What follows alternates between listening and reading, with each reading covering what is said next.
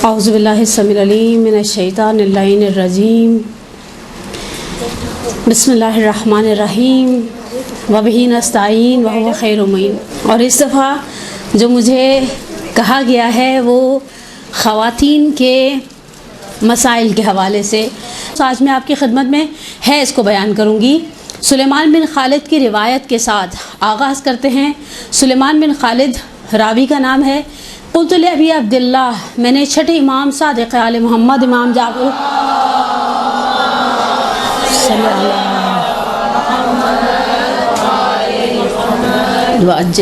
इमाम आली मकाम की खिदमत में कहा, जुइल्तु फ़िदाक, मौला खुदा मुझे आप पर क़ुरबान कर दे, क्या मुमकिन है हामिला औरत को हैज़ आए? इमाम ने कहा बिल्कुल। और ये मसला इसलिए है कि औरत के शिकम में बच्चे की खुराक उसका खून हैज़ है। मुमकिन है खून ज़्यादा हो और उस बच्चे की फ़िज़िकल खुराक की रिक्वायरमेंट कम हो, तो जो बाकी बच जाएगा वो ऑटोमेटिकली जिस्म से ख़ारिज हो जाएगा। और कहा कि अगर ऐसा हो जाए, फ़र्ज़ करें कभी किसी सूरत हाल में औरत को जो हामिला है और बच्चा प्रॉपर अंदर माशाल्लाह सर्वाइव कर रहा है और उसे ब्लीडिंग होने लग जाए हैज़ की अलामत और शराइत के साथ, तो फिर कहा कि वो उसी तरह से बाकी ख़वातीन की तरह अपने आप को नमाज और रोज़े से बचाएगी। अब मैं पहले आपकी खिदमत में दो शराइत की लिस्टों को बयान करूँगी और उसके बाद फिर आज आपकी खिदमत में अगर ज़िंदगी रही और वक्त ने इतनी मोहलत दी तो एक स्क्वायर शेप का चार्ट सा बनाएंगे हम। देखिए, हर मसला अपने अंदर 4-5 में से कोई ना कोई एक ऑप्शन लिए हुए होता है। जब भी हम फ़िक़्ह का कोई भी बाब खोलते हैं, नमाज, रोज़ा, हज, खुम्स, ज़कात, पर्दा, शर्दा, हर चीज़ के अंदर या उसके अंदर हराम का पहलू निकलता है, अहकाम की जो अक़साम आपने यकीनन पढ़ी होंगी, या वाजिब का पहलू निकलता है, या मकरूह का निकलता है, या मुस्तहब का, और या मुबाह का। और हमारे यहाँ हैज़ के हवाले से इतने अल-अमान अल-हफ़ीज़ किस्म की चीज़ें हमने कुछ शायद हमने बना कर मार्केट में डाली हुई हैं कि लोग बड़े आसानी से कह देते हैं कि ये चीज़ तो जायज़ नहीं थी। ऐसे कैसे जायज़ नहीं थी? आपके पास किसी फ़क़ीह का फ़तवा है, उनके पास कोई फ़िक़ही बैकग्राउंड नहीं है, लेकिन हम बड़ी आसानी से दीन सिर्फ बताते नहीं हैं, घर बैठ कर बनाते भी हैं। अब पहली चीज़ जो हम आपकी खिदमत में शेयर करेंगे वो खुदे हैज़ की निशानियां हैं। देखें, दो ऑप्शंस, अगर आप कोई चार्ट सा बनाना चाहें, मैं बाज़ वक़्त बच्चियों के साथ अगर मेरी क्लास होती है तो मैं एक जुमला ज़रूर कहती हूँ, आप अपने लिए इन मसाइल को ज़रूर लिखें। ये बात ज़हन में ना बिठाएं कि ये चीज़ तो तौज़ी में मिल जाएगी। जब आप पर वक्त आएगा तौज़ी ढूंढती रहेंगी, आपको ये नहीं पता चलेगा आपसे रिलेट करता हुआ मसला कौन सा है। और ये चीज़ हमारे साथ बाज़ वक़्त होती है, प्रैक्टिकली हम देखते हैं, इस चीज़ के साथ सफ़र करते हैं। जब हम तौज़ी खोलते हैं तो समझ भी नहीं आता मैं कौन सी वाली खातून बन रही हूँ, मैं अभी तक तय कर नहीं पाई, अगर मिसाल के तौर पर। लेकिन आप अपने लिए मसाइल को लिखिए एटलीस्ट एक नोट्स की सूरत में। और बहरहाल रसूल खुदा की रिवायत भी है कि इल्म को क़ैद कर लो, अल्लाहुम्मा सल्ली अला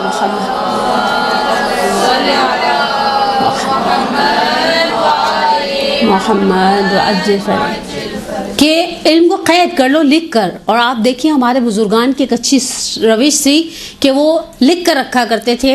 और बहरहाल जब भी इंसान को ज़रूरत पड़ती है आप अपने नोट्स वगैरह से रुजू करते हैं तो बहुत सारे मसाइल हल हो जाते हैं। मैं अभी कल मेरा लास्ट लेक्चर था हमारे एक और सैटरडे मदरसा में, स्याह तरीन हफ्ता तारीख़। मुझे याद है मैंने 3-4 साल पहले इसमें मजलिसें पढ़ी थी।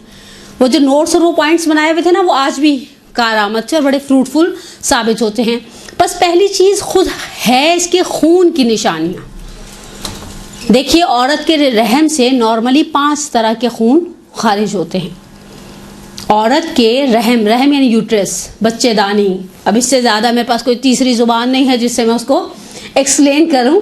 पहला खून जो सबसे ज़्यादा निकलने वाला और सबसे ज़्यादा राइज है वो हैज़ का खून है। वो बेचारा हर महीने ही आ जाता है। बाद औरतों को महीने में 2 मरतबा भी आता है और बाज़ को 2 महीने में 1 मरतबा भी आता है। बहरहाल रेगुलर इर्रेगुलर सबसे ज़्यादा हमारे दरमियान ख़वातीन के दरमियान खून के एतबार से राइज खून हैज़ का खून है। औरत होश संभालती आना शुरू होता है, होश मरने लगते हैं तो वो खून भी चला जाता है, बंद हो जाता है, औरत बेचारी ऐसा हो जाती है। दूसरे मरहले पर इस्तिहादा, जिसकी 3 आगे से शक़ें बन जाती हैं, या वो कलीला है, या वो मुतवस्सिता है, या वो कसीरा है।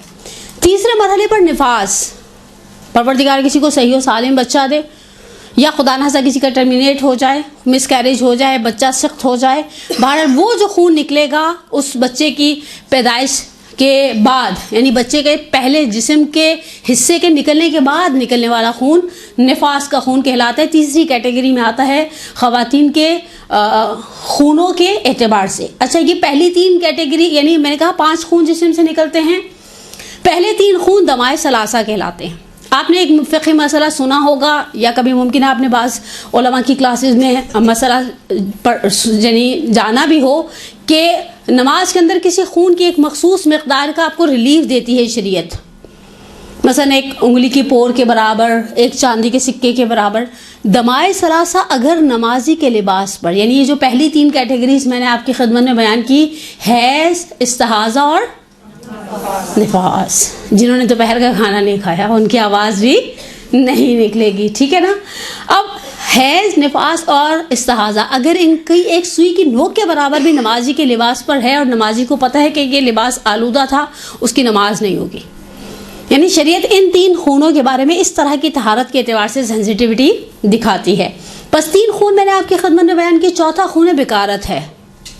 पहली मरतबा ताल्लुकात कायम करने पर जो नौअन ख़वातीन के जिस्म से खारिज होता है।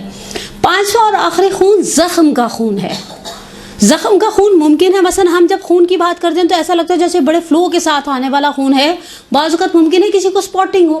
ख़वातीन के पास आप बैठें, किसी गायनोकोलॉजिस्ट के पास हम बाज़ वक़्त बैठते हैं फ़िक़ही मसाइल को हल करने के लिए, वो आपको 10,000 बीमारियाँ बता देंगी। सिस्ट हो गई, हल्की हल्की स्पॉटिंग है।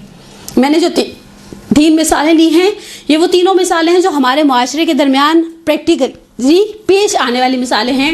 सिस्ट हो जाती है, रसूली जिसे कहा जाता है, हल्की हल्की सी स्पॉटिंग रहती है ख़वातीन को, और ये सिस्ट की वजह से होने वाली ब्लीडिंग है, और ये फिर ऑटोमेटिकली ज़ख़म के खून के बाद में चली जाती है। खुदा न खास्ता जिन ख़वातीन ने कॉइल रखवाई होती है, छल्ला, कॉइल, और एक और भी उसका नाम होता है IUD टाइप का, क्या नाम है तीसरा, वो जो बच्चों के अंदर फासले के लिए इस्तेमाल की जाती है, उसके अंदर भी आप देखिए, आप नॉर्मली ऐसी ख़वातीन से अगर आपका कभी वास्ता पड़ा हो, उनको भी हल्की फुल्की स्पॉटिंग रहती है। तो वो भी नॉर्मली चूंकि एक फॉरेन पार्टिकल आपके जिस्म के अंदर सेट किया गया है, और वो पता नहीं बाज़ लोगों का जिस्म कबूल करता है, बाज़ का नहीं करता, उससे भी होने वाली जो खून रेज़ी है, जो ब्लीडिंग है, वो चाहे स्पॉटिंग की सूरत में है, चाहे हल्का फुल्का ऑन एंड ऑफ कतरों की सूरत में है, वो भी ज़ख़म की कैटेगरी में चला जाएगा। और तीसरा ये कि जो ख़वातीन यूट्रस रिमूव करवाती हैं, जब सर्जरी करवाती हैं, ये भी हमारे दरमियान बहुत अस्तग़फ़िरुल्लाह कहना तो नहीं चाहिए, लेकिन पिछले कुछ सालों से ऐसी बीमारियां भी बहुत ज़्यादा ख़वातीन के दरमियान राइज होने लग गई हैं। तो उससे ये जो खून आ रहा है, ये ना हैज़ है, ना निफास है, ना इस्तिहाज़ा है, ना खून बिकारत है। ये कौन सा खून है? जोर से बोले हैं, ज़ख़म का। ऐसा थोड़ी ये दस्तूर ज़ुबानबंदी है कैसा तेरी महफिल में, यहाँ तो बात करने को तरसती है ज़ुबान मेरी। मैंने आप पर कोई ऐसी पाबंदी नहीं लगाई, बस हमने आपकी खिदमत में 5 खून बयान किए जो निकलते हैं। इनमें से बाज़ ऐसे जो ज़िंदगी में सिर्फ एक मरतबा निकलते हैं, बाज़ ऐसे जो कभी भी नहीं निकलते, जैसे हो सकता है किसी को ज़ख़म का कोई इन्फेक्शन का कोई प्रॉब्लम ना हो, और बाज़ ऐसे जो हर महीने सर पर सवार रहते हैं, जस्ट लाइक हैज़। अब इसमें से हमारा मौजू आज का चूँकि हैज़ के साथ वाबस्ता है, तो हैज़ की फ़ुक़हा ने 4 शराइत बयान की हैं। अच्छा, ये वो शराइत हैं जो नॉर्मली होती हैं, लेकिन बहुत दफ़ा ये शराइत नहीं पाई जाती, तो भी जो खून खारिज हो रहा है, फ़क़ीह कहता है वो हैज़ है। मैं आपकी खुदमत में एक जुमला अर्ज़ कर दूं, मुमकिन है मैं अगले संडे तक नहीं मुमकिन है ज़िंदा ना रहूं और मुझे अगले दर्स देने की तौफीक और सआदत ही ना रहे, लेकिन एक बार याद रखें, बाज़ सूरतों में हम हर महीने रेगुलर ब्लीडिंग हो रही है, हमारी गायनोकोलॉजिस्ट कहती है ये पीरियड्स हैं, लेकिन फ़क़ीह उसे हैज़ काउंट नहीं करता। वो उनकी अपनी शर्तें हैं, वो सामने वाली पार्टी की अपनी शर्तें हैं, आपने अपने फ़क़ीह को सुनना है। इसी अहकाम बानमान में आ गए वहीदी की, जो मेरे हाथ में शुरू में एक रिवायत को नकल किया है उम्मे खालिद अबदिया से, और उम्मे खालिद अबदिया आई खिदमत इमाम जाफ़र सादिक अलैहिस्सलातो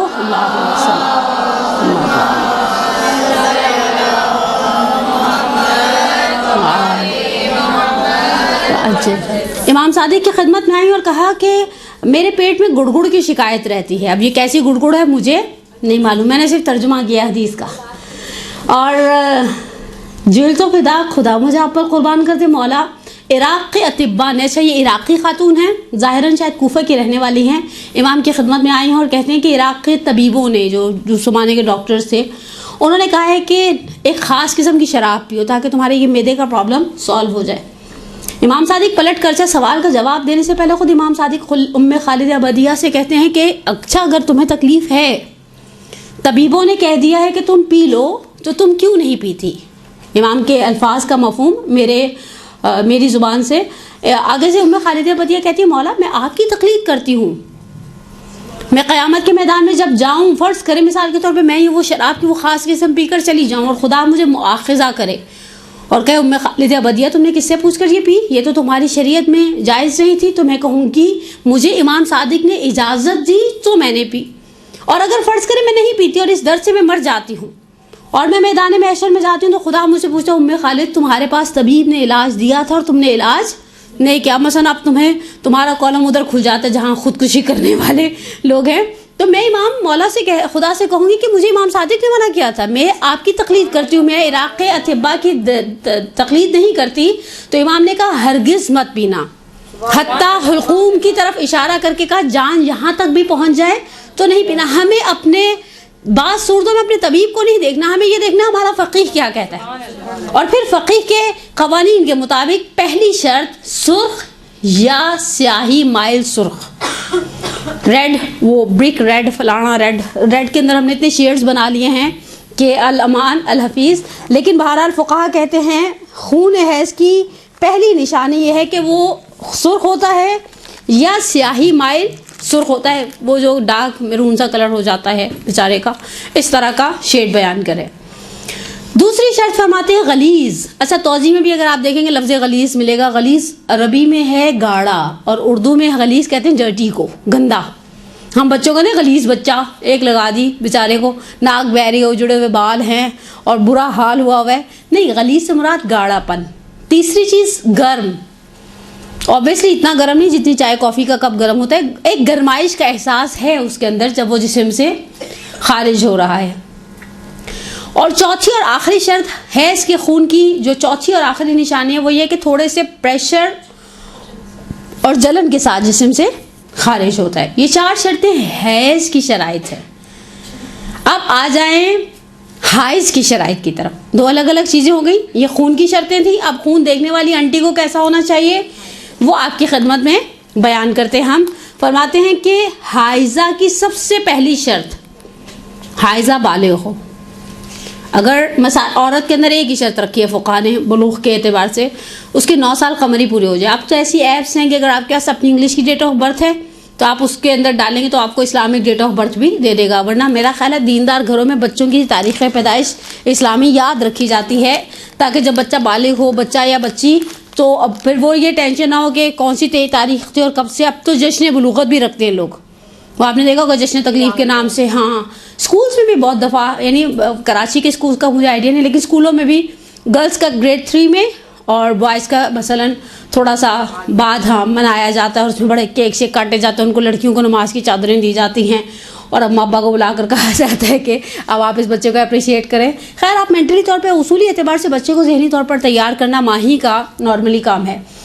9 साल कमरी पूरे हो जाना, और हम सब ये बात जानते हैं अच्छी तरह से कि 9 साल कमरी पूरे होने का मतलब है 90 डेज़ बाकी हों आपकी इंग्लिश की डेट ऑफ बर्थ में, क्योंकि इस्लामी साल अंग्रेज़ी के साल से 10 दिन छोटा होता है। ये तो अल्हम्दुलिल्लाह बहुत ही इनिशियल स्टेज की बातें हैं, बड़ी इब्तदाई किस्म की बातें हैं जो अल्हम्दुलिल्लाह मदरसे में आने वाले बहुत सारी बातों से पहले से ही अल्हम्दुलिल्लाह अल्लाह का एहसान है आगाह होते हैं।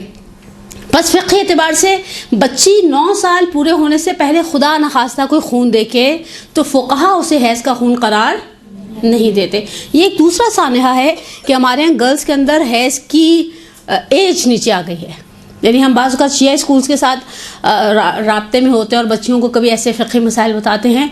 नॉर्मली शायद आज से 30 साल पहले इतनी छोटी उम्र में बच्चियों को पीरियड्स नहीं आते थे। इस वक्त 9.5 साल की बच्ची हमारे पास एक है जिसे पीरियड्स आ गए, हालांकि वो उसके लिए टैकल करना इस सूरत हाल को बड़ा दर्द सर है।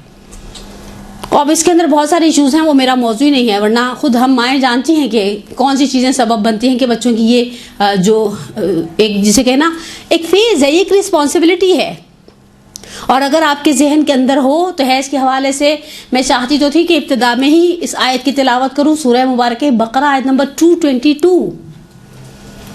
222। कुरान फरमाता है बिस्मिल्लाहिर्रहमानिर्रहीम यसअलूनका अनिल महीद कुल हुवा अज़न फ़अतज़िलू निसा फ़िल महीद ओ इला आखिर आयत। यानी परवरदिगार कहते हैं अपने हबीब से कि जब लोग तुमसे आकर हैज़ के बारे में सवाल करें तो कह दो कि ये एक अदियत है और औरतों से दूरी अख्तियार करो। उसके बाद आप उस आयत का घर जाकर तर्जुमा या हाशिया वगैरह अगर पढ़ना चाहें तो बहरहाल बुलूग पहली शर्त है हाइज़ा की। 9 साल पूरे होने से पहले अगर कोई बच्ची खुदा न खास्ता कोई ब्लीडिंग कोई स्पॉटिंग देखती है तो फ़िक़ही नुक्ते निगाह से उसके ऊपर हैज़ का हुक्म लगाया नहीं जा सकता। फिर दूसरी शर्त की तरफ आ जाएं, याइसा होने से पहले। अभी मैं याइसा के सिन को भी आपकी खिदमत में बयान करूंगी। यहाँ फ़ुक़हा का एक बुनियादी से इख्तलाफ है। मुझे ख्याल नहीं रहा कि मैं पहले से पूछ लेती, कोऑर्डिनेट कर लेती कि मुझे सिर्फ आगा सिस्तानी के मसाइल बताने हैं या बाकी भी साथ जिनमें कोई मसला बयान करना है। मैं बहरहाल सेफ साइड है, 1-2 मसाइल को लेकर ही साथ फ़ुक़हा के चलूँगी। याइसा कहते हैं नाउमीद होने वाली औरत।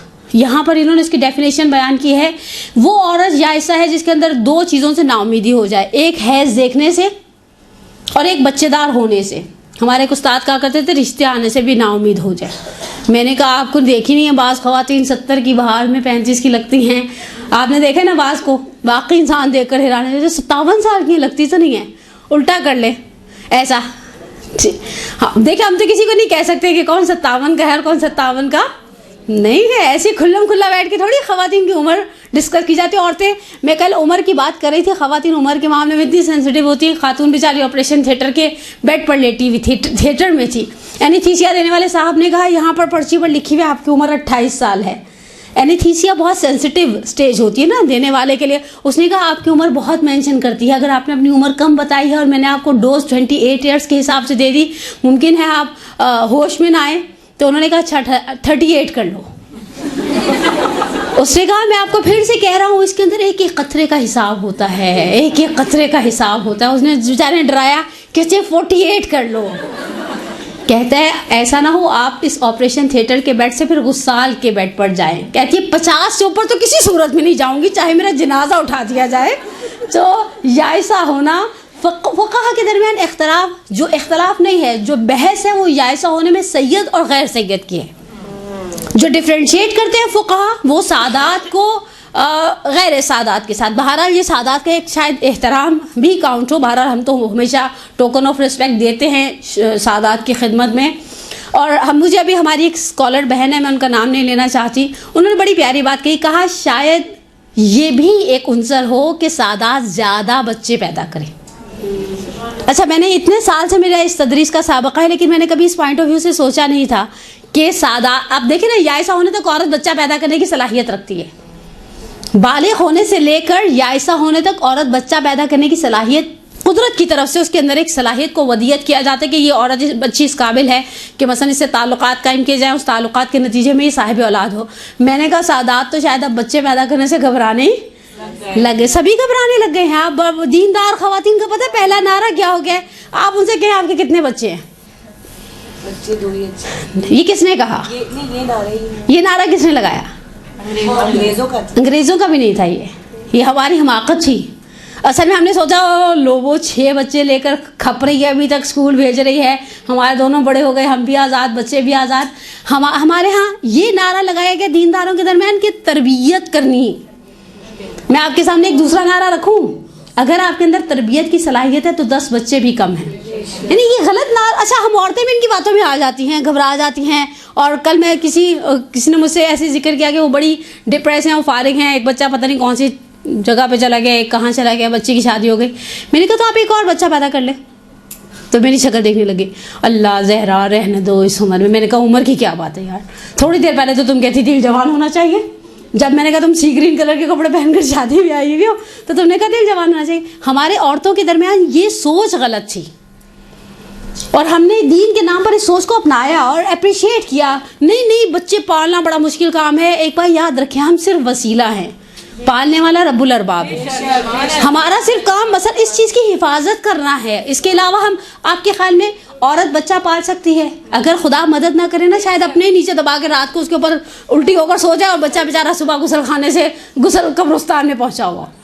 यानी हम पालने की हैसियत नहीं रखते, लेकिन हम ऐसे नारे बड़े लगाते हैं। और अगर कोई कहता है ना, अच्छा मैं आपको 10 मिसालें ऐसी दे सकती हूँ जिनके 2 बच्चे हैं और दोनों बिगड़े हुए, और मैं आपको 100 मिसालें ऐसी भी दे सकती हूँ जिनके बच्चे 5-5, 6-6, 7-7 हैं, लेकिन सारे के सारे शाहकार हैं। आप ये नहीं कह सकते कि बच्चे ज़्यादा होने से तरबियत पर असर पड़ता है, बल्कि मेरा ख्याल है वो जो शुरू के बच्चों में हमने कोताहियाँ कोई आमदन या सहवन कर दी होती हैं, 4-5वें बच्चे तक हमारी इतनी महारत हो गई होती है, वो लाइन लगाता है दीवार पर, हम मुस्कुरा देते हैं और घर वाले हंसते हैं कि पहला बच्चा जब लाइन लगाता था तो हम उसको एक लगा, वो लगाना समझ गए ना कौन सा लगाते थे? समझ गए ना आप सब? मैं भी समझ गई। ये तो बच्चों की कमरें गवाह हैं कि क्या क्या लगाया है माँ ने, और कैसे कैसे चिमटे और बेलन और चांटे बरसाए उन बेचारे बच्चों पर। लेकिन 4-5 बच्चे में आप कहते हैं ये दीवार साफ हो जाएगी। बच्चे की नफ्सियात पे लगी हुई गिरा खुलने वाली महारत आ जाती। मेरा ख्याल है औरत को 35-36 साल की उम्र में एक बच्चा बड़ा मज़े का होता है, वो बच्चा वैसे अल्हम्दुलिल्लाह। लेकिन यहाँ पर फरमाते हैं याइसा। अब याइसा की 2 हिस्से किए फ़ुक़हा ने, एक हिस्सा किया सादात का और एक हिस्सा बोले एक्सीलेंट, सादात और गैर सादात। अच्छा, सादात और गैर सादात में फ़र्क डाला है मरहूम इमाम खुमैनी जैसे बुज़ुर्गों ने, आयतुल्लाह खोई जैसे बुज़ुर्गों ने। आगा सिस्तानी दामजिल्लुल अली फरमाते हैं सैयद हो या गैर सैयद, मुतलकन औरत 60 साल में याइसा होती है। सफाई फाड़ दी उन्होंने, ठीक है। अब फरमाते हैं एहतियात मुस्तहब ये है उन ख़वातीन, अब मेरी मुखातिब वो ख़वातीन हैं जो सादात से ताल्लुक़ नहीं रखती, जो बनु हाशिम से यानी सादा सैयद नहीं है। अगर सिसानी फरमाते हैं कि एहतियात मुस्तहब यह है कि वो ख़वातीन जो सैयद नहीं हैं, 50 साल पूरे होने के बाद 60 साल पूरे होने से पहले, ये बीच के 10 साल का फेज़ बनता है।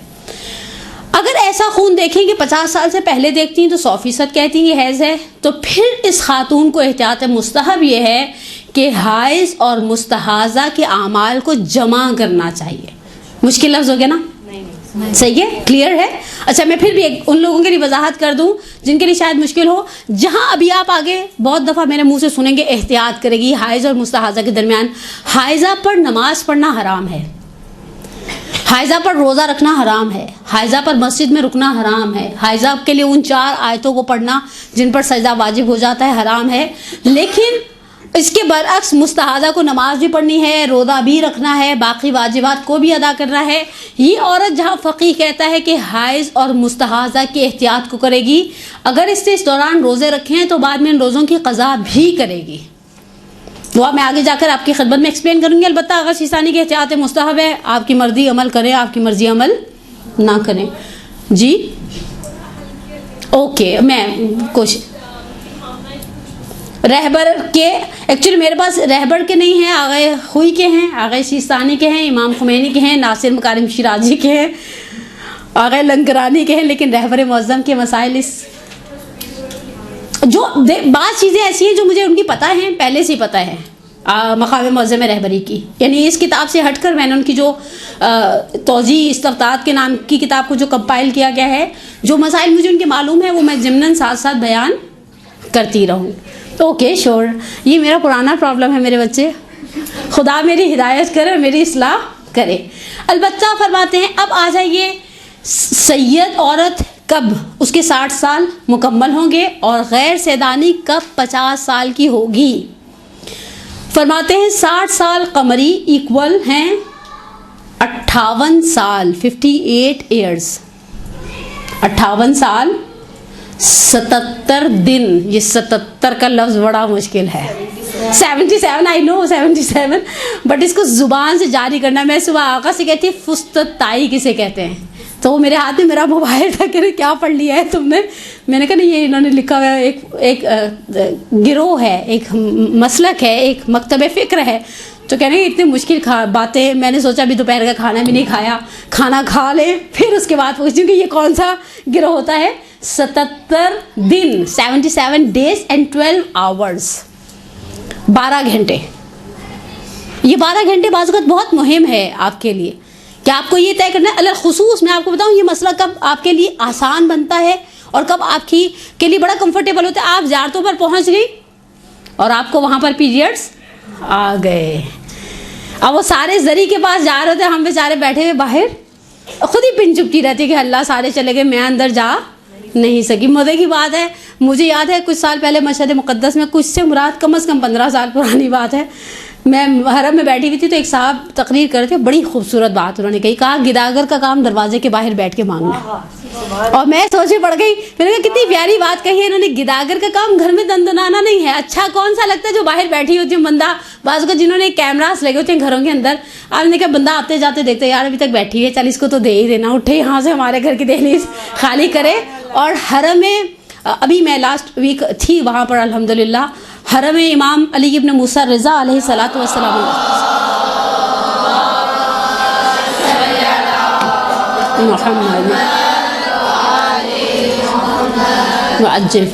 किसी की कब्र के कुतबे पर एक बड़ी ही खूबसूरत आयत का कुतबा लगा हुआ था। अच्छा आयतें आपके पास कुरान में वो 6000 से ज़्यादा आयात हैं, लेकिन मैं अपनी कब्र पर क्या लिखवा रही हूँ, वकल बहुम बासितुन ज़राई है बिलवसीत, जहाँ परवरदिगार असहाबे कहफ की बात करता है और फिर उनके कुत्ते तक पहुँचता है कि उनका कुत्ता दीवार गार के दहाने पर दोनों पंजे आगे के बासितुन ज़राई है बिलवसीत फैला कर बैठा था। कहा मौला, नीचे उनका लिखा हुआ था वो साहिब कब्र का, कहा मौला असहाबे कहफ का कुत्ता असहाबे कहफ के गार पर हाथों को फैला कर बैठा था, मैं आपके दरवाजे पर बैठा हूँ। ऐसे मौक़ों पर आपको पता है आप इस्तिहाज़ा की हालत में हैं, आप ज़री तक जा सकती हैं, आप ज़री को चूम सकती हैं, आप ज़री को बैठ के डोरियाँ, आपने देखा हर तबक़े की औरतों का शौक़ होता है। मैं कभी कभी पहले सोची थी शायद हम पाकिस्तानियों को खपते हर जगह बैठ के डोरियाँ बांधने का, लेकिन अभी मेरे आगे जो मोमिना खड़ी थी वो भी लगी हुई थी गिरा बांधने। मैंने उसे कहा बस कर दे भाई, कहती है ये बेटी की शादी की नीयत से या फलानी नीयत से, मैंने कहा मियाँ की शादी की नीयत से भी एक बांध ले तो कहती है मुझे सुकून से ज़ियारत करने दो। लेकिन हकीकत है ऐसे वक्तों में आपके लिए आपका मसला वाज़ेह होगा, हज के मौके पर, उम्रे के मौके पर, माह मुबारक रमज़ान में, और सबसे बढ़कर नमाज के लिए। बस औरत सैयद औरत 58 साल 77 दिन और 12 घंटे पर जायज़ा हो जाती है सब फुक़हा के नज़दीक, चाहे वो मरहूम खुई हो, चाहे वो मरहूम इमाम खुमैनी हो, चाहे वो आग़ा सिस्तानी हो, चाहे वो और बाकी बुजुर्गान हों। अब आ जाए गैर से सैयद ख़वातीन, 48 साल और 179 डेज़, 179 दिन, ये 179 बनेगा ना, 179 79 बनेगा। इतनी ख़राब उर्दू नहीं हुई मेरी अभी कि 179 को मैं गलत बोल जाऊं। जब एक गैर सैयद औरत 48 साल हो जाएं, आपकी NICओं पर भी तो लेट डेट्स लिखी होती ना, और वैसे बॉसों का चेहरा भी बता देता है वो कितने साल की हैं, लेकिन जब एक गैर सैयद औरत के 48 साल और 179 दिन हो जाते हैं तो फ़िक़ही एतबार से जो फ़ुक़हा कहते हैं कि गैर सैयद औरत 50 साल में याइसा हो जाती है, लाइक इमाम खुमैनी और लाइक बाकी बुजुर्गान बाज़, उनके नज़दीक वो औरत फिर याइसा हो जाएगी। अब जो ब्लीडिंग हो रही है ये सारी की सारी ऑटोमेटिकली इस्तिहाज़ा में चली जाएगी, फिर उनको नमाज की छुट्टी मिलने वाली नहीं, जो चुपके चुपके सारा दिन रोज़े में खाती रहती हैं वो रिलीफ मिलने वाला नहीं, और ऐसी मासूम बन जाती है सबके बीच में शरबत को चखते हुए, ऐसी हो रही इफ्तारी के मौके पर जैसे सुबह से यही बगैर सहरी के रोज़ा रख के बैठी थी। तीसरी शर्त हाइजा की 3 दिन से कम ना हो। 3 दिन का मयार क्या है, आप में से कोई बताएगा? सीक्वेंस के साथ प्यारी बहन, ये सीक्वेंस कहाँ से स्टार्ट होगा? देखिए शरीयत में आपको बहुत सारी जगह दिन की बहस आती है। मैं 10 दिन कहीं क़याम करूँगी तो मेरी अभी मैंने बताया ना लास्ट में मस्जिद में थी, 4:45 बजे अज़ान है, मैं बात को बुरा कर लूँ फिर आपकी तरफ आती हूँ। 4:45 बजे अज़ान है, पहला ख्याल करता है इतने छोटे दिन है रोज़े रख लो, जो क़ज़ा रोज़े हैं आप सर उठाते हैं, आप सिर्फ लंच नहीं करते और आपको ऐसा लगता है तो अज़ान हो गई और 4:15 बजे तो वो गुरूब और वो दिन छोटे हैं सर्दियों के। अगर हम 10 दिन कहीं क़याम कर रहे हैं तो हमारी नमाज पूरी और रोज़ा है। अगर हमारा 10 दिन का क़याम नहीं है किसी जगह पर तो हमारी नमाज कसर है और हमारा रोज़ा रखने का इख्तियार चला गया। अब ये 10 दिन का मयार क्या है? 10 दिन के हमारे पास 2 मयार है, एक फजर से मगरिब और एक तफकीक। तफकीक का नाम मुश्किल हो गया ना, हाँ देखा आपने थोड़ी बेसनी रोटियां खाई थी, मैंने खाई थी, तो बस मुझे याद रखना चाहिए। तफकीक कहते हैं 24 आवर की चेन चलाने को। फ़र्ज़ करें आप में से जो बहनें लाहौर की नहीं हैं, मेरा ख्याल है पता नहीं शायद कोई है कि नहीं है, मुझे किसी के लाहौर के होने से सरोकार नहीं है।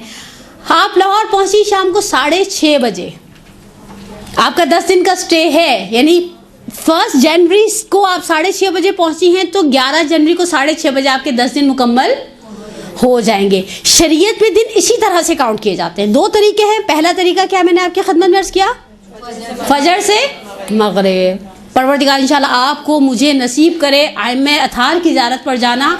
आप उस शहर में पहुंची फजर पर, और 10वें दिन आपने मगरिब के बाद की आपकी फ़्लाइट है, ट्रेन है, कुछ भी, आप चार्टर्ड प्लेन करके फिर रही हैं दुनिया के अंदर। अब आपकी नमाज पूरी है और आपको रोज़ा रखने का इख्तियार है, चाहे ये कोई मुक़द्दस शहर हो चाहे कोई गैर मुक़द्दस शहर हो। इसी तरह से दिनों का तयन किया जाता है हैज़ की हालत में। हम जब कहते हैं, फ़क़ीह जब कहते हैं 3 दिन से कम ना हो, मैं फिर आपकी खिदमत में 2 प्रैक्टिकल मिसालें देती हूँ। हमारे माशरे में बाज़ ख़वातीन को हैज़ नहीं आता, लेकिन वो हैज़ समझ कर छुट्टी पर चली जाती हैं। उनमें पहला गिरोह है जिन्हें माइनर थैलिस्मिया होता है। इन्हें 3 दिन मुसलसल ब्लीडिंग नहीं होती। यानी मैंने ये वाली जो मिसालें नहीं, मैंने एक गायनोकोलॉजिस्ट की मदद से बनाई हैं। खुदा उन्हें जज़ाए खैर दे और तूले उम्र दे, क्योंकि मेरे पास तो बहरहाल फ़िक़ही मसाइल पूछने वाले लोग हैं। मेरे पास तो मैं माइनर थैलिस्मिया वाला पेशेंट नहीं आएगा, या वो लोग बताते हैं कि इन ख़वातीन को 2, सवा 2, 2.5 दिन पर हैज़ आना बंद हो जाता है। अब डॉक्टर आपका सर पटक दे, अपना सर फाड़ ले, कहे कि ये हैज़ है, लेकिन फ़क़ीह इसे हैज़ काउंट नहीं करेगा। क्यों? क्योंकि इसके अंदर हैज़ की हाइज़ा की बुनियादी शर्त नहीं है, ये 3 दिन से कम है। बस चूँकि 3 दिन इसके मुकम्मल नहीं हो रहे, बस फ़िक़ही एतबार से ये हैज़ बनने वाला नहीं है। इस औरत को इस ड्यूरेशन के अंदर नमाज पढ़नी थी, वाजिबात की अदायगी करनी थी, बाकी सारे काम करने थे, लेकिन इस औरत ने अगर कोताही की है तो ये खुदा की बारगाह में जवाब दिया। और बाज़ ख़ास मेडिसिन इस्तेमाल करने वाली ख़वातीन भी ऐन जवानी के अंदर 26, 27, 28 साल की उम्र के अंदर भी उन्हें रेगुलर पीरियड्स के अंदर ये इशू रहता है। स्पेशली हमारी दूसरी मिसाल भी डॉक्टर की बनाई हुई है, जो लोग पॉन्स्टन फोर्ड्स बहुत ज़्यादा लेते हैं। वो क्लॉटिंग का कुछ ऐसा सीजन फेज होता है, वो मुझे नहीं पता इतना ज़्यादा। वो उनकी टर्म्स देखिए डॉक्टर्स की, आप उनके पास बैठ जाए कान में खारिज होने लग जाती है, ऐसी टर्म्स इस्तेमाल करते हैं। लेकिन बहरहाल ऐसे लोग हैं जिन्हें खून की कमी का प्रॉब्लम है, ऐसी ख़वातीन को भी बहुत ज़्यादा प्रॉपर ब्लीडिंग नहीं होती। लेकिन हमारे यहाँ रिवाज ऐसा बन गया है कि अगर कोई औरत हर महीने पहली या दूसरी को उसे खून आना शुरू होता है, जैसे ही पहला कतरा देखती है सबसे पहला काम करती छुट्टी है, नमाज गई, और इतनी एक्साइटेड होती है जैसे आका बहजत जैसी नमाज़ें पढ़ी हूँ। बाद लोग एक्साइटमेंट देख कर नदी से खुश वाली क्या बात है, पहले तुम अंदर जाती हो बाहर आगे कहते नमाज हो गई। याद हो ना, बड़ा सजदे में गिर के सुब्बुहुन कुद्दूस रब्बुल मलाइकत व रूह कह रही हैं। नमाज इन्होंने ऐसे ही पढ़नी है, लेकिन प्रिटेंड ऐसे करना जैसे सबसे ज़्यादा टाइम कंज्यूमिंग काम इनका नमाज है। शुक्र आदमी ने नमाज नहीं पढ़नी थी ना, मैंने सोचा माड़ियाँ साफ कर लूँ। जल्लल खालिक, ये कौन सा तरीका है? लेकिन 3 दिन से कम बोले ना हो, ठीक है। अब ये 3 दिन दोनों दिनों के हिसाब मैंने आपकी खिदमत में बयान कर दिए। तफकीक 24 आवर्स या फजर से लेकर मगरिब तक, ओके। अब आगे चलें, चौथी शर्त में फुक़हा फरमाते हैं 10 दिन से ज़्यादा ना हो। अच्छा, ये हैज़ में भी आएगा, ये आगे अगर ज़िंदा रहे और मैंने आपको पढ़ाया तो निफास में भी आएगा। 10 दिन से ज़्यादा नहीं है, आपको इससे ज़्यादा शरीयत छुट्टी नहीं दे रही। आप चले उठे नमाज़ पढ़ें, वो जो नमाज आपने वैसे ही यानी जो पढ़ी जाती है हमारे दरम्यान में। कभी कभी आगे मोहम्मद हुसैन तबातबाई ने एक जगह बहस की है मबाहिस इल्मी के अंदर कि वो जो हम मौला पर सलाम भेजते हैं ज़ियारत के अंदर अमीरुल मोमिनीन, और कहते हैं अस्सलाम अला मीज़ानिल आमाल, हमारा आप पर सलाम हो। का ये जो कहते हैं ना अल्लाह में मीज़ान में अमाल रखे जाएंगे, मीज़ान में अमाल रखे जाएंगे, मीज़ान से मुराद क्या? मीज़ान कहते हैं स्केल को, तराजू को। अगर मोहम्मद हुसैन तबातबाई वो थोड़ी शर्ह भी कर रहे थे उसकी ज़ियारत की अमीरुल मोमिनीन के, और ये जुमले भी बयान करते हुए कहा कि मसलन तराजू के एक पलड़े में मौला की नमाज रखी जाएगी और दूसरे पलड़े में हमारी। मैं तो सर पकड़ लिया, मैंने कहा असलन आपस में वैसी ही रिजेम्बलेंस नहीं होगी जैसे आजकल आपने देखा बाजू का, जब तक हमें कोई बताता नहीं शलवार उस सूट की है डिज़ाइनर, हमें पता नहीं चलता उसके अंदर रंग कहाँ है। वो फिरोजी रंग की कमीज़ या अच्छी गुलाबी शलवार आपस में मिक्स एंड मैच। हमारी नमाजें भी मौला के साथ मिक्स एंड मैच नहीं होती। वो सफ़ीन की वो मशहूर रिवायत, पैर से तीर निकाल लिया गया। हमारे मैं कहती हूँ एक सौंफ का दाना फंसे ना दांतों में, सारा दिन होश नहीं रहता फ्लॉसिंग करने का। अल्लाह अकबर कहने की देर है, ज़ालीन के लिए ज़ुबान उधर जाने की बजाय उस सौंफ के दाने पर चली जाती है और इंसान सोच में पड़ जाता है अभी नमाज़ पढ़ लूँ, निकालती हूँ अभी ना। यानी हमारी नमाज़ें ऐसी, हमारी एक जाकिरा दोस्त हैं, वो कहती होती हैं अगर कुछ समझ में ना आ रहा हो आज क्या पकाना है, 2 रकात नमाज की नियत कर लो, अल्लाह अकबर करो याद आ जाएगा, अरे कड़ी कब से नहीं बनाई, दही भी घर में पड़ी है, बेसन भी घर में पड़ा है, मिनटों में बन भी जाएगी चलते फिरते, और भी काम हो जाएंगे, ये भी साथ पकती रहेगी, उबलती रहेगी, कड़ती रहेगी। हमारी नमाजें ऐसी हैं। हम मानते हैं कि नहीं मानते? कूफा में जब थे मौला ने दावतें एक्सेप्ट की हैं कूफा के फ़ेज़ में, तकरीबन मुझे 4 साल का लगभग का फ़ेज़ है ज़ाहिरी खिलाफत को एक्सेप्ट करने के बाद। रात को किसी दोस्त ने, किसी सहाबी ने डिनर पर बुलाया हुआ था, सब जाने से पहले वो अपनी वो थैली खोली, इमाम हसन आकर कहते हैं बाबा ये क्या कर रहे हैं? कहा खाना खा रहा हूँ। कहा क्यों खाना खा रहे हैं? आपको तो फलानी ने बुलाया है मसलन खाने पर। कहा मैं चाहता हूँ खालिसतन खुदा की रज़ा के लिए उस मोमिन की मुलाकात के लिए जाऊँ। यानी रिवायतें अजीब और सरसाम आवन हैं। अगर कोई खुदा की खुशनुदी की खातिर किसी मोमिन की ज़ियारत के लिए जाता है उसका क्या अजर और मकाम है। मैंने सोचा हमने रात को शादी में जाना होता है, बच्चे अगर 8 सवा 8 बजे कुछ मांगते हैं तो हम कहते चुप रहो अभी शादी में जाना है, अभी खा लोगे तो वहाँ क्या खाओगे। हम तो जाते हैं इस चक्कर में। अभी आगे देखिए रजब में कूंडों की न्यास, घर में लोग चूल्हे उल्टे कर देते हैं क्योंकि उनको कूंडों की न्यास में जाना है, शौहरों को भी घसीट के लेके जा रही हैं, बच्चों को भी घसीट के लेके जा रही हैं, सिर्फ और सिर्फ एक लालच होता है आज हमें कुकिंग करनी ना पड़े। कितना आसान हमारी जिंदगी और कैसे आसान हमारे काम। लेकिन बहरहाल 10 दिन से ज़्यादा ना हो, चाहे वो हैज़ है चाहे वो निफास है।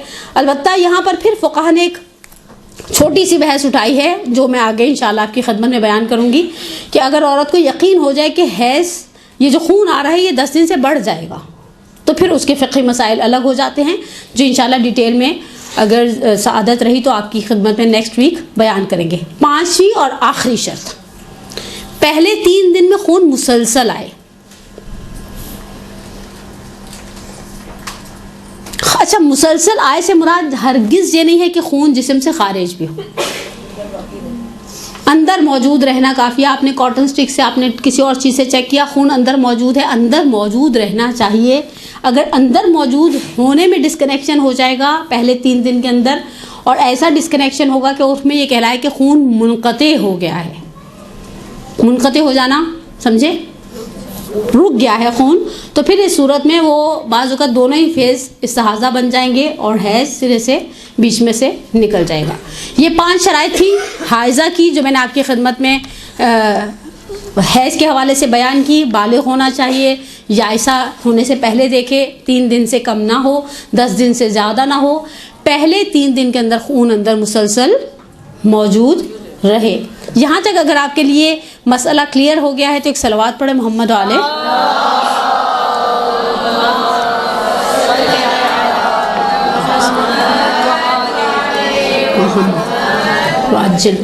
अब आ जाइए अहकाम हैज़ के हवाले से। अहकाम मैंने आपकी खिदमत में वो जो शुरू में एक बोर सी बात की थी ना, समझ गए आप? बोर वाली नहीं, 5 ऑप्शंस वाली। फ़िक़ही मसाइल की तह में जाएंगे तो अहकाम पलट कर 5 अक़साम पे जाते हैं, या वाजिब या हराम या मकरूह या मुस्तहब या मुबाह। अब पहला कॉलम आप खोले, वो चीज़ें जो हाइज़ा पर हराम हैं। दूसरा कॉलम खोलें, अभी सिर्फ कॉलम्स खोलें, डिटेल में आपको अभी बयान करती हूँ। दूसरी वो चीज़ें जो हैज़ की वजह से बातिल हो जाती हैं।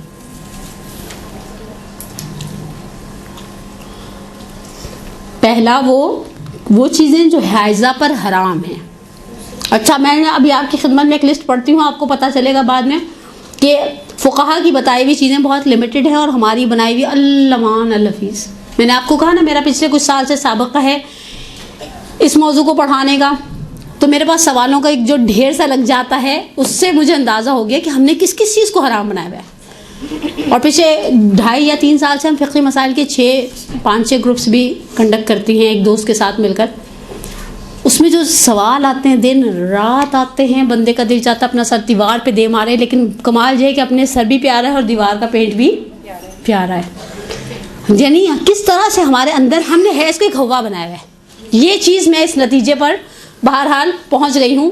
तीसरी चीज़ जो हाइज़ा पर मकरूह हैं, और इसमें हमारी आवाम का इतना माशाल्लाह मिजाज है, वो उन्होंने जुनूब के मकरूहात को भी हैज़ पर डाल दिया है और 10 चीज़ें अपने पास से बढ़ा भी दी हैं।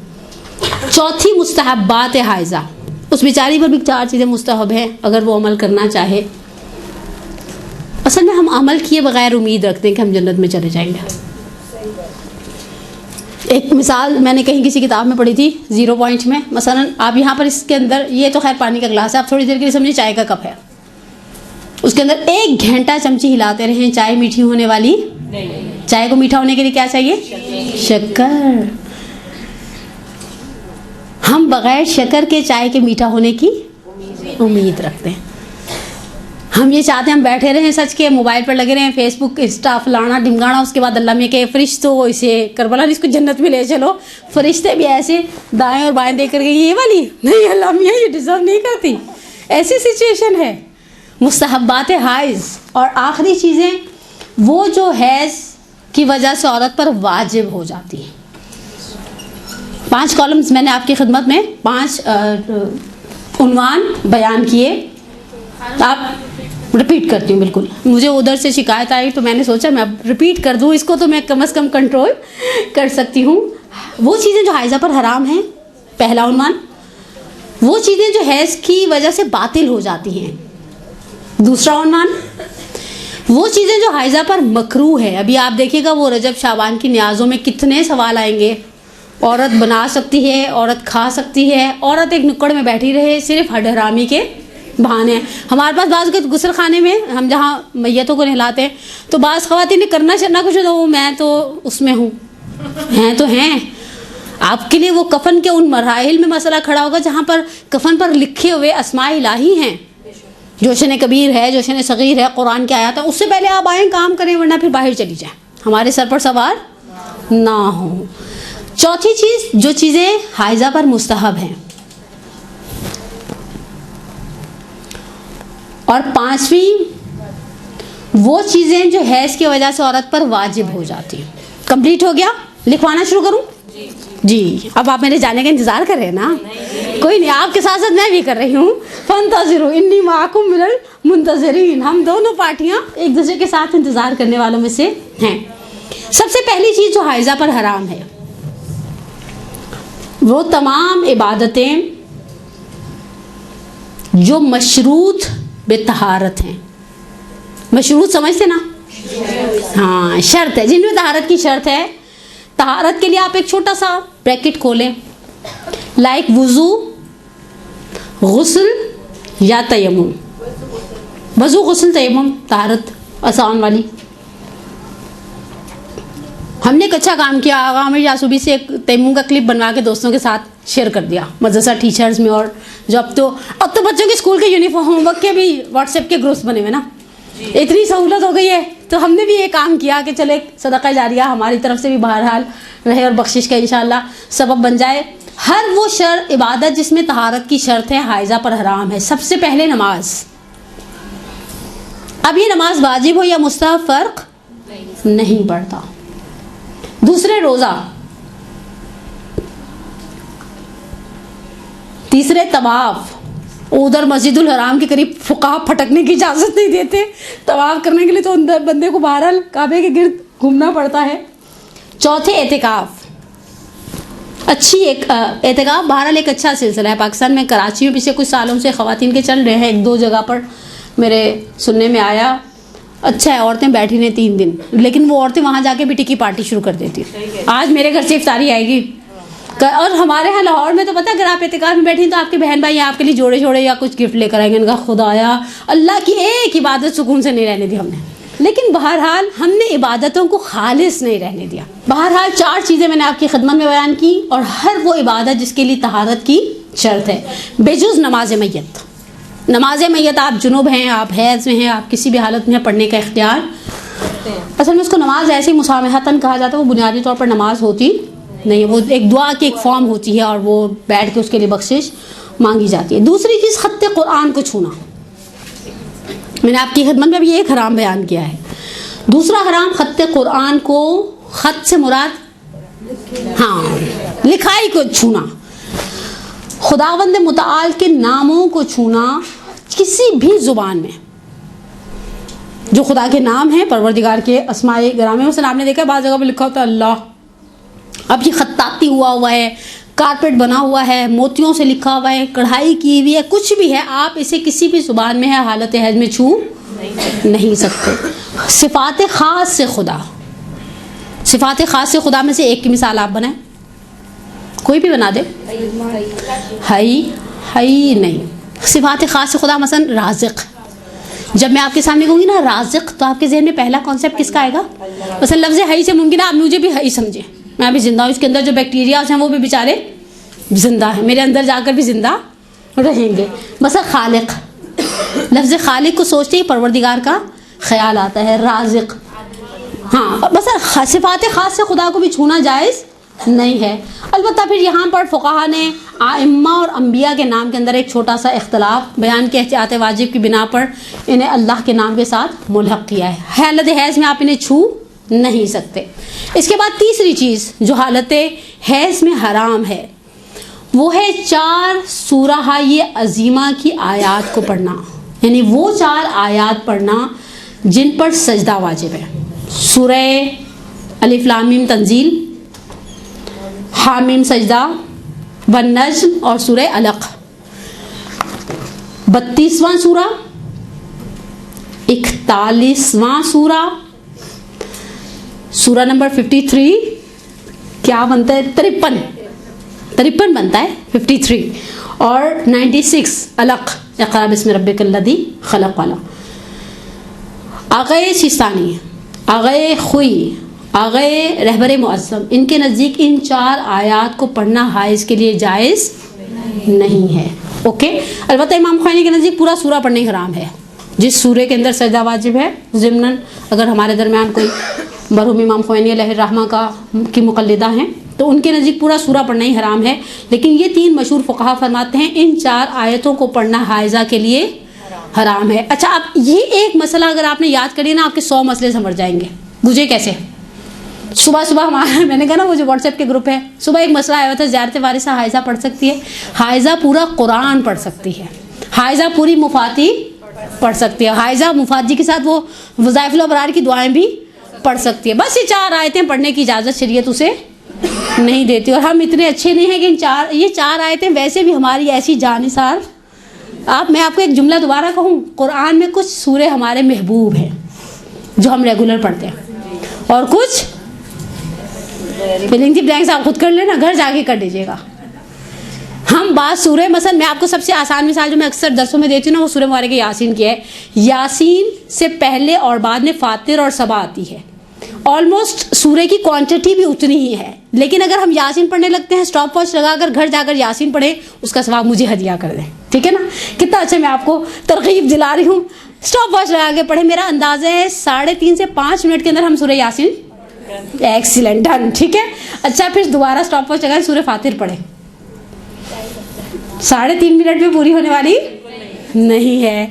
और हत्ता हम यासीन की आयत गलत पढ़े ना तो मजमा बिलक जाता है, लेकिन अगर हम कोई और आयत गलत पढ़े तो मजमे के कान पे झूम भी रेंगती, वो एंटी राइस लगा कर बैठते हैं दूसरी आयत की दफ़ा। क्यों? क्योंकि हम कुछ सूरे रेगुलर पढ़ते हैं और कुछ सूरे रेगुलर नहीं पढ़ते। दुआओं के साथ भी हमारे ये काम है, हम दुआए नुतबा पढ़ते हैं। अक्सर लोग जुमे वाले दिन सुबह सुबह स्टेटस बदल देते हैं, अजीज़ुन अलैया नरल खल्क़ वला तुराक वला नजवा मिनकुम वला हसीसा। इन्हीं को आप ज़रा मुफाती पकड़ा के कहीं बाजी ज़रा दुआए समात तो पढ़े, हिज्जे कर रही होंगी। वो अनजला सकी ऐसे अटक के पड़ी होती हैं, वो जो दुआए नुतबा बड़ी फ्रीक्वेंट पढ़ते ना, इनल हसन व इनल हुसैन इनल अबनाल हुसैन सादक़ुन, अटक रही थी। फिर आखिर में कहती नहीं, इनको दे देना, ये ज़ाकिरा है। मकसद ये कि आप इनकी गर्दन पर आप बंदूक रख दें। लेकिन हम ये काम करते हैं, हम इन 4 आयतों के अलावा हम पूरा कुरान और मुफाती पढ़ने में मजाज हैं, हमारे लिए जायज़ है, हम पढ़ें। परवरदिगार आगे मैं आपकी खिदमत में बयान करूँगी कि वो किस चैप्टर में जाता है कुरान की तिलावत करना। बहरहाल अब आ जाए चौथी चीज़ जो हाइज़ा पर हराम है। आखिर के 5 मिनट रह गए। मुझे एहसास है आपकी थकन का, मुझे एहसास है कि आप बहुत देर से बैठी हुई, और ज़मीन पर बैठे बैठे बंदा वैसे भी ज़्यादा, बंदा पैर भी तो लंबे नहीं कर सकता ना, ये बड़ी ट्रेजेडी है। कहीं ऐसी कोई जगह होनी चाहिए जहाँ बंदा पैर लंबे कर ले और पीछे से उसको टेक भी मिल जाए, ताकि वो सुकून से आराम से रिलैक्स हो जाए। मस्जिदुल हराम और मस्जिदुल नबी में जाना हराम है, चाहे एक दरवाजे से जाकर दूसरे दरवाजे से निकलना चाहे। शरीयत आपको इस काम की इजाज़त मैं तो पहले का तवाफ़ कैसे जायज़ होगा, मस्जिदुल हराम के करीब फटकने भी नहीं देते, फुक़हा इजाज़त नहीं देते आपको कि आप मस्जिदुल हराम के एक दरवाजे से जाकर दूसरे दरवाजे से निकल जाए। 5वां, मसाजिद में रुकना हराम है।